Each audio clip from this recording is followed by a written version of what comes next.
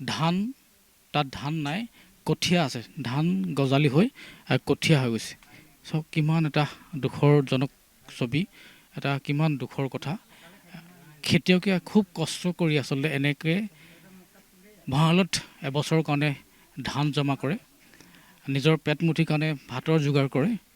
কিন্তু তাৰপিছত বানে সমগ্ৰ পৰিৱেশে বিনষ্ট কৰি পেলালে, সমগ্ৰ পৰিৱেশে বিধ্বস্ত কৰি পেলালে। এতিয়া কেৱল উচুপনি আৰু চকুলো, এয়া সমগ্ৰ দৃশ্য দেখা যায়। ভঁৰাল, এইটো হৈছে ধানৰ ভঁৰাল। ধান এতিয়া ইয়াত ধান নাই, কেৱল ধানৰ গজালি, ধানৰ কঠীয়াহে আছে। কিমান এটা দুখৰ হ'ব লাগিব। এবছৰৰ কাৰণে আচলতে এই ভঁৰালটোতে তেওঁলোকে ধান জমা কৰি ৰাখে পেটৰ কাৰণে, এমুঠি ভাতৰ কাৰণে।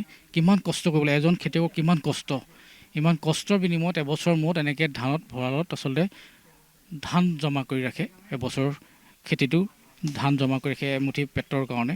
কিন্তু আজি বানপানীত সৰ্বস্ব ধান উটি গুচি গ'ল, সৰ্বস্ব ভঁৰাল ডুব গ'ল।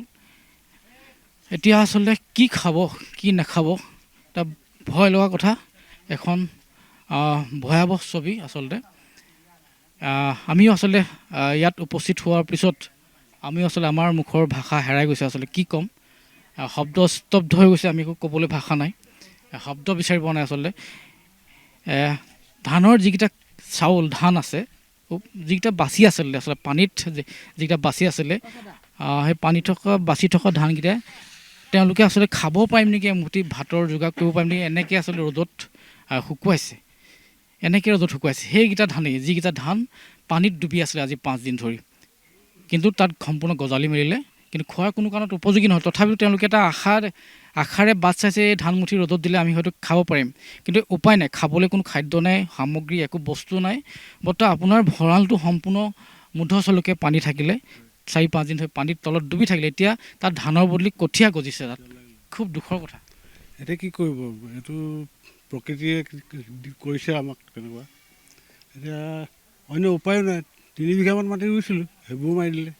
তাৰ কঠীয়া যিবোৰ চব নষ্ট হৈ গ'ল, কঠীয়া পাৰি থৈছিলোঁ, পাছত ৰুবলৈও আমাৰ অলপমান অসুবিধা হ'ব। এতিয়া কিমান ধান আছিলে ভঁৰালটোত? ভঁৰালটোত প্ৰায় 20 কুইণ্টেলমান হ'ব।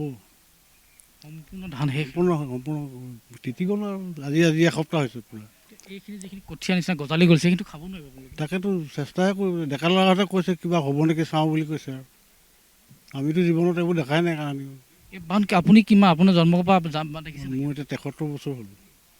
তেতিয়াৰ পৰা মই মানে এনেকুৱা ধৰণৰ, আমাৰ এনেই ৰাস্তা বুৰ অৱস্থাত আমাৰ বৰষুণৰ পানী নিৰ্ভৰশীল আমি, আমাৰ অন্য পানী নোসোমায়। এইবাৰহে নদীৰ পানী সোমাইছে আমাৰ ইয়াত। তাৰমানে মই জীৱনত প্ৰথম ধৰিছোঁ ইয়াত। খেতি পথাৰটো সম্পূৰ্ণ শেষ হৈ গৈছে।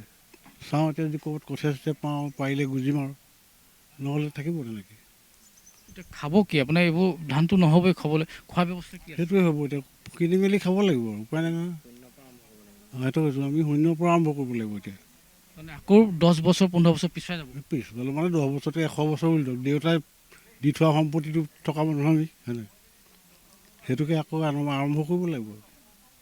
ভঁৰালৰ ধান নাই, ঘৰৰ ভিতৰৰ বস্তু একোৱেই নাই। একো নাই চব ধৰি লওক এনেকৈ মেচিনেৰীবিলাকো নাই, মটৰ, ফ্ৰিজ, ইনভাৰ্টাৰ, টিভি পৰ্যন্ত একোৱেই নাই। তাৰমানে কিমান ওপৰলৈকে পানীটো বাগৰিছিলে? আপুনি লেভেলটো চাব পাৰে, প্ৰায় মুধচ বুলিয়ে ধৰক আৰু সেইটো মানে মুধচ। আৰু কেনেকৈ বাচিলে আপোনালোক? আমি মানে এই এটা কথা মই হেৰি কৰিব লাগিব, আমাৰ ল'ৰাবোৰে সেইদিনা ৱৰ্ল্ড কাপ ফুটবল ফাইনেল আছিলে, সিহঁতে মানে লাইন গ'লে জেনেৰেটৰ চলাই হ'লেও আমি চাম বুলি মানে সিহঁতে উজাগৰে আছিলে। কেইজনমান ল'ৰাই আমাৰ এইফালে হেৰি চালেগৈ, ইফালে বোলে পানীটো বাগৰিব এতিয়া। চাবলৈ যাওঁতে লাহেকৈ মানে বাগৰিলে, যিখিনিয়ে খবৰ দিছিলে তাৰপৰা চাবলৈ গৈছিলে, সেইখিনি আহি ঘৰ নাপাওঁতে আমাৰ ইয়াত পানী পাই গ'ল। ইমান জোৰত আহিছে মানে পানীৰ সোঁতটো সাংঘাতিক, বিৰাট জোৰ, একদম ৰেলৰ নিচিনা আৱাজ আহিছে, গমাইছে। আৰু যিফালেদি সোমালে তাত একো নিচিনা নহ'ল, তাত নৰলেই পানী, একদম চিধা আহিলে। এইফালে আমাৰ আকৌ ৰেল লাইনটোৱে পানী সৰকাৰ মানে ব্যৱস্থা, এটা পুল আছে ডাঙৰ, সেইটোৱে আছে, বাকী তেনেকৈ নাই। তাৰমানে 10 মিনিটত আপুনি একো বস্তু উলিয়াব নোৱাৰিব? একদম 10 মিনিটৰ পাছততো ভৰ্তি হৈ গ'ল। এইখন গাঁওখন লুখুৰাখন গাঁও। কিমান মানুহ আছে? আমি এনেই খোৱা লোৱা হিচাপে এইটো নামঘৰত 67 ঘৰমান আছোঁ। আমি আক্ৰান্ত তাতকৈ বেছি হৈছে, তাতকৈ বেছি হৈছে তাৰমানে।